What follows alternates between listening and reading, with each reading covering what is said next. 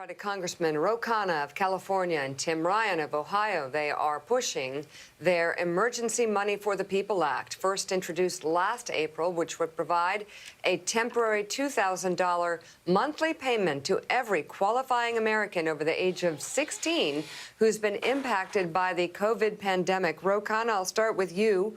How exactly would this work, and what's the potential that you'll get it through?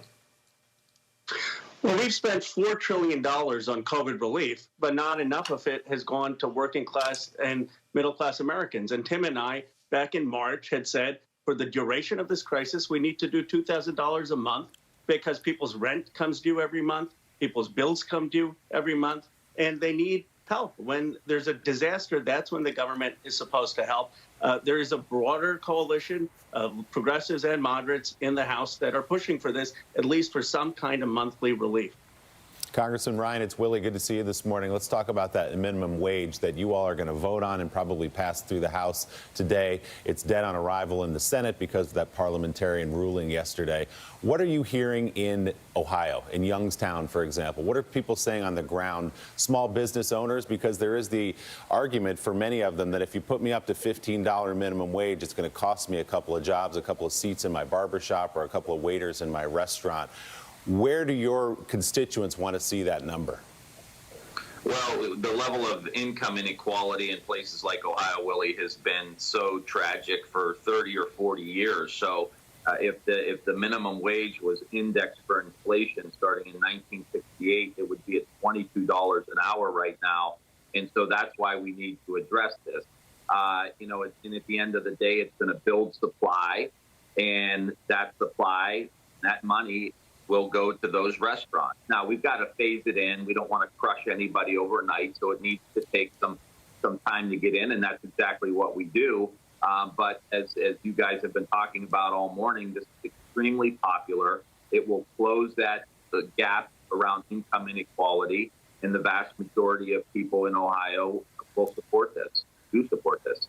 So, Congressman Khanna, where do you go from here on the minimum wage? If it's not going to make it through the Senate, as the parliamentarian said yesterday, are you looking now at a standalone bill that might have a better shot at making through?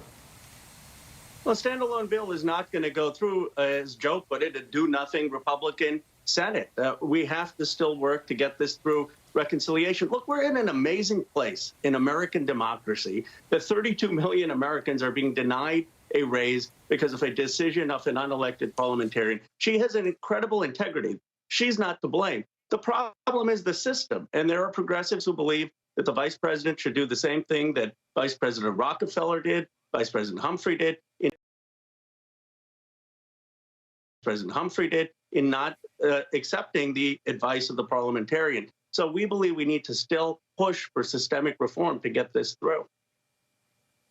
All right. And Khanna, just curious, we heard Mitch McConnell saying earlier in the show that progressives are making it impossible for Nancy Pelosi to operate. Are you?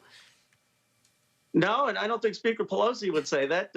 She's passed almost every bill with overwhelming progressive support. So, yes, we fight for our convictions, but we, at the end of the day, support the caucus, and our records show that. I think Senator McConnell is just trying to deflect blame. Here's the irony. There are more people who support the COVID relief package today in this country than actually support Joe Biden as a legitimately elected president, and that number should scare Mitch McConnell. And Tim Ryan, curious about these reconnaissance tours that were given at the U.S. Capitol in the lead up to the insurrection at the Capitol. Who gave these tours? What do we know about them?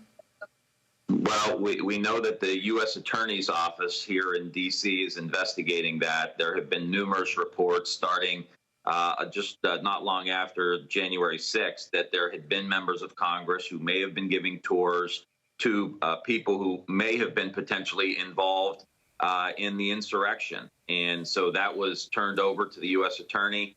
As you know, those investigations are private. It's like a black box, so we don't know where it is or where it stands.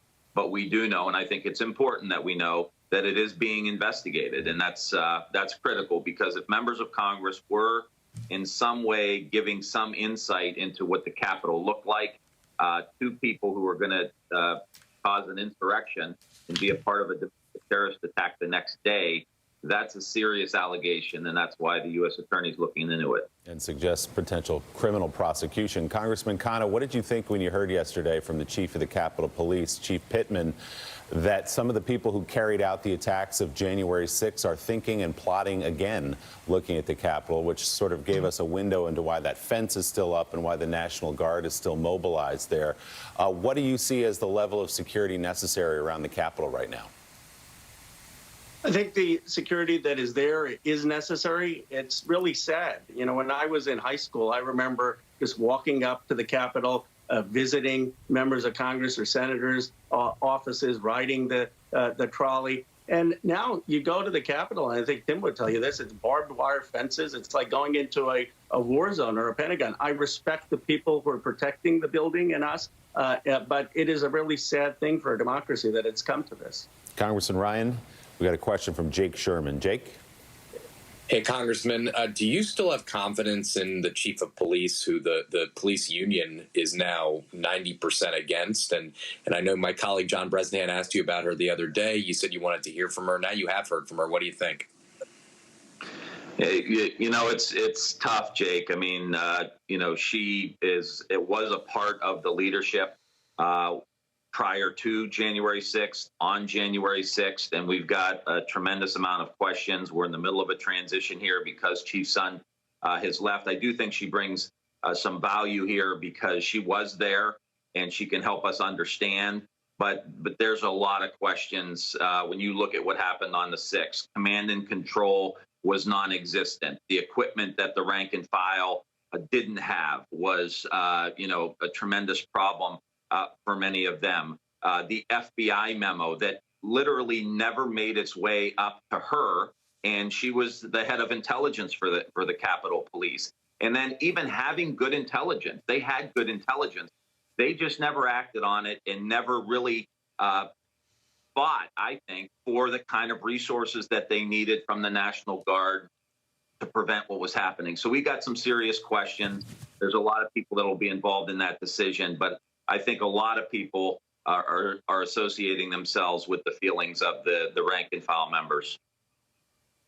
Congressman Ro Khanna and Tim Ryan, thank you both for being on this morning. Keep us posted.